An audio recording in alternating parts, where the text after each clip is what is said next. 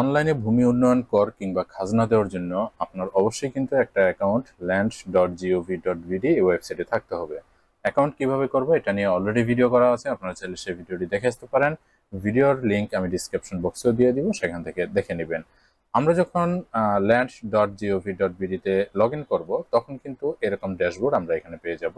এখান থেকে চলে আসবো ভূমি উন্নয়ন কর এই অপশনটিতে। আমি আবারও বলছি, যদি আপনার অ্যাকাউন্ট আগে থেকে করা না থাকে তাহলে অবশ্যই আপনাকে প্রথমে land.gov.bd এই ওয়েবসাইটে অ্যাকাউন্ট করে নিতে হবে এবং অ্যাকাউন্টটি ভেরিফিকেশন করে নিতে হবে। কিভাবে করবেন এটা নিয়ে অলরেডি আমার ভিডিও করা আছে, আপনারা ডিসক্রিপশন বক্স থেকে সেটা দেখে নেবেন। তো এখানে আসার পরে আমি চলে যাব খতিয়ান নামের এই অপশনটিতে।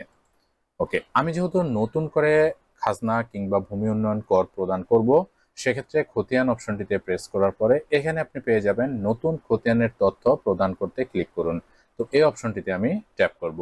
এখানে ট্যাপ করার পরে এখানে দেখুন বিভাগ লেখা আছে জেলা, উপজেলা, মৌজা, জরিপের ধরন, খতিয়ান নাম্বার, হোল্ডিং নাম্বার। এখানে সংযুক্তি হিসাবে আপনার যেই খতিয়ানের কপিটি আছে অথবা আগের বছর কিংবা বিগত বছরের কোনো যদি খাজনার কপি থেকে থাকে সেটা আপনি চাইলে এখানে আপলোড করতে পারেন। আপলোড করার সময় ফাইলটা অবশ্যই আপনার জেপিজি ফাইল অথবা পিডিএফ ফাইল অথবা পিএনজি ফাইল হতে হবে। ফাইলের সাইজ 2 MB বেশি কিন্তু করা যাবে না। যদি 2 MB বেশি হয় তাহলে কিন্তু সেটা আপলোড নিবে না। সর্বপ্রথমে আপনি এখান থেকে আপনার বিভাগ সিলেক্ট করবেন, জেলা থেকে আপনার জেলা, উপজেলা থেকে আপনি আপনার উপজেলা সিলেক্ট করবেন, মৌজা থেকে যে কোনো একটা মৌজা আপনার সিলেক্ট করে নিতে হবে, অর্থাৎ আপনার যে মৌজাটা আছে সেই মৌজায় আপনি এখান থেকে সিলেক্ট করে নেবেন। দেন এরপরে আমাদের বর্তমান জরিপের যে বিষয়টা আছে বিআরএস, সো আমরা এখান থেকে বিআরএস সিলেক্ট করব। আরেকটা বিষয় হচ্ছে এসএ, পেটি এগুলো দিয়ে কিন্তু খাজনা প্রদান করা যায় না, সেক্ষেত্রে একটু প্রবলেম হয়। তো যাদের বিআরএস খতিয়ান আছে তারা এখান থেকে বিআরএসটা সিলেক্ট করবেন। এরপরে আপনার যে খতিয়ান নাম্বারটা আছে সেই নাম্বারটা আপনার এখানে ইনপুট করে দিতে হবে। ধরুন আমি একটা ডেমো দিয়ে আপনাদেরকে বোঝাচ্ছি, আমি 01 দিয়ে দিলাম আপনার খতিয়ান নাম্বার যেটা। আপনার অবশ্যই পর্সার উপরে আপনার খতিয়ান নাম্বারটা আপনি চিনেন, সেটা দিয়ে দিবেন। হোল্ডিং নাম্বার যদি আপনার না থাকে সেটা কোনো ধরনের সমস্যা নেই, এখানে কোনো কিছু দিতে হবে না। জাস্ট আপনি সংযুক্তিতে গিয়ে এখান থেকে আপনার যে খতিয়ানের কপিটা অথবা আগের খাজনা কাটা ভূমি উন্নয়ন করের যে রসিদটা আছে যেটাকে আমরা দাখিলা বলি, সেটা স্ক্যানিং করে এখানে দিয়ে দিতে হবে। অনেকে বলতে পারেন দোনোটাই কি একসাথে দিতে হবে কিনা, যে কোনো একটা আপনি এখানে দিয়ে দিবেন, দুইটা দেওয়ার প্রয়োজন নেই। এটার উপর ট্যাপ করার পরে এখানে ফাইল ওপেন হয়ে যাবে। এখান থেকে আপনার যে খতিয়ানের কপিটা আছে জাস্ট সিলেক্ট করবেন, সিলেক্ট করে হচ্ছে আপনি এটাকে আপলোড করে দিবেন। ওকে, আমি পর্সাটা এখান থেকে আপলোড করে দিলাম। দেন নিচে একটা অপশন আছে মালিকের ধরন, এখান থেকে নিজস্ব মালিকানা এই অপশনটা ট্যাপ করে দিবেন। এখন ধরুন পর্সার ভিতরে যদি আপনার নিজের নাম না থাকে সেক্ষেত্রে কিন্তু আপনি নিজস্ব মালিকানা এখানে দিতে পারবেন না। সেক্ষেত্রে আপনার দিতে হবে উত্তরাধিকার মালিকানা। উত্তরাধিকার মালিকানা যদি আপনি এখানে ট্যাপ করেন তাহলে খতিয়ানে মালিকের যে নাম আছে সেই নামটা এখানে দিতে হবে এবং মালিকের সাথে আপনার যে সম্পর্ক সেই সম্পর্কটা এখানে লিখে দিতে হবে। দেন এই খতিয়ানে যে মালিকের নাম আছে তার পিতার নাম এখানে কিন্তু উল্লেখ করতে হবে। পরবর্তীতে যেহেতু এটা উত্তরাধিকার মালিকানা সেক্ষেত্রে এখানে কিন্তু একটা ওয়ারিশ সনদ আপলোড করতে হবে, অথবা আপনার যদি কোনো রায়ের কপি থাকে, ওয়ারিশ সনদ না থেকে কোনো যদি উত্তরাধিকার সূত্রে কোনো রায়ের কপি থেকে থাকে কোর্ট কর্তৃক, সেটা আপনি এখানে আপলোড করে দিতে পারেন। তো ম্যাক্সিমামে আমরা ওয়ারিশ সূত্রে মালিক যেহেতু হয়ে থাকি সেক্ষেত্রে আমরা ওয়ারিশ সনদ এখানে একটা আপলোড করে দিব।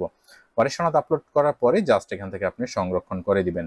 আর যদি আপনার নিজস্ব মালিকানা হয় অর্থাৎ পর্সার ভিতরে যদি আপনার নিজের নাম থাকে তাহলে এখান থেকে নিজস্ব মালিকানা দিয়ে দেন সংরক্ষণ অপশনটিতে ট্যাপ করে দিবেন।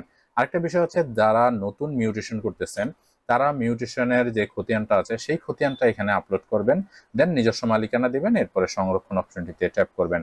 আমি এখানে সংরক্ষণ অপশনটিতে ট্যাপ করে দিচ্ছি।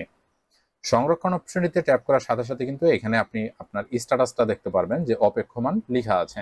তো এটা সাধারণত 2 দিন বা 3 দিন অপেক্ষমান থাকে। তারপর হচ্ছে এটা আপনার যে ভূমি অফিস আছে আপনার ইউনিয়ন ভূমি অফিস থেকে কিন্তু এটাকে অনুমোদন করে দেওয়া হয়। পরবর্তীতে আপনি এখান থেকে ভূমি উন্নয়ন কর প্রদান করতে পারবেন।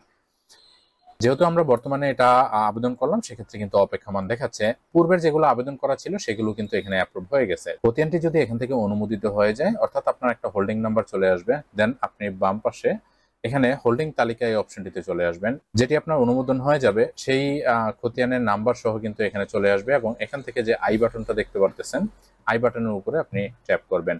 ট্যাপ করার পরেই এখানে দেখতে পাচ্ছেন যে ভূমি উন্নয়ন কর আপনার কত টাকা আছে সেটা কিন্তু এখানে দেখাচ্ছে। আপনি জাস্ট নিচে চলে আসবেন, পেমেন্ট এলএসজি এই অপশনটিতে ট্যাপ করে দিবেন।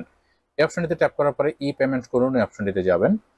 এই অপশনটিতে গেলে কিন্তু এখানে নগদ, বিকাশ, রকেট যে কোনো অপশনগুলো দেখাবে। আপনি জাস্ট বিকাশ অথবা নগদ এগুলো সিলেক্ট করবেন। সিলেক্ট করার পরে পরবর্তী অপশনে ট্যাপ করবেন। এখান থেকে আপনার বিকাশ নাম্বারটা দেওয়ার পরে পিন দিয়ে এটা কমপ্লিট করবেন। পিন দিয়ে এখান থেকে কমপ্লিট করার পরেই কিন্তু আপনার খাজনাটা রেডি হয়ে যাবে। খাজনা রেডি হয়ে যাওয়ার পরে কিন্তু আপনার অটোমেটিকলি ডিসপ্লেতে শো করবে। আর যদি শো না করে তাহলে দাখিলা নামের একটা অপশন আপনি এখানে বাম পাশে পেয়ে যাবেন। দাখিলা অপশনটিতে ঢুকতে হবে এবং এখান থেকে আপনি যদি বিবরণ অপশনটিতে যান তাহলে কিন্তু আপনার ভূমি উন্নয়ন করের যেই ফর্মটি আছে সেই ফর্মটি কিন্তু এখানে দেখতে পারবেন। তো বন্ধুরা এখান থেকে হচ্ছে আপনি জাস্ট প্রিন্ট করতে পারবেন। প্রিন্ট অপশনটিতে ট্যাপ করলেই কিন্তু এখান থেকে প্রিন্ট দিলেই কিন্তু প্রিন্ট হয়ে যাবে। তো এভাবে করে আপনি ঘরে বসেই ভূমি উন্নয়ন কর কিংবা খাজনা পরিশোধ করতে পারবেন। ভূমি উন্নয়ন কর নিয়ে যদি কারো কোনো ধরনের জানার থাকে অবশ্যই কমেন্টস করে জানাবেন। আমরা আপনাদের মূল্যবান কমেন্টসগুলো উত্তর করার চেষ্টা করব। ভূমি সংক্রান্ত সকল ভিডিওগুলো আমাদের প্লেলিস্ট আকারে দেওয়া আছে। আপনি চাইলে আমাদের প্লেলিস্ট চেক করে সকল ভিডিওগুলো দেখে আসতে পারেন।